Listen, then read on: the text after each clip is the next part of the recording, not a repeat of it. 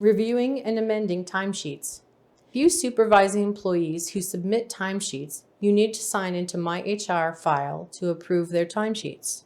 If you need to correct their timesheets by changing, adding, or deleting hours, you will use the Manager Timesheet page.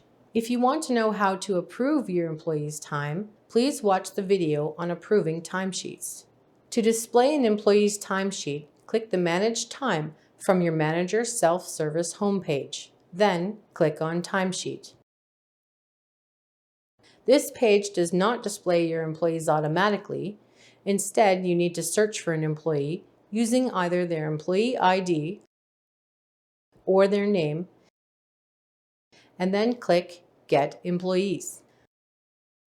Click the person's name, and the timesheet for the current pay period will be displayed.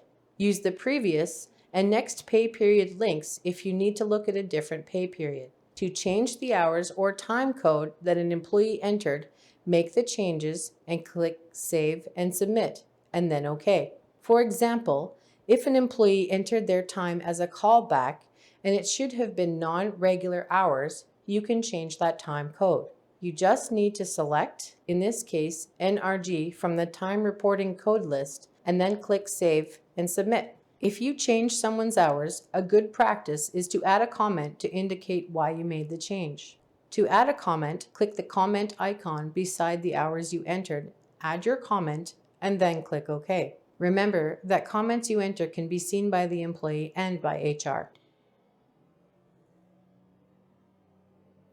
After you have submitted your changes, you also need to approve them. Click Select All and then click Approve.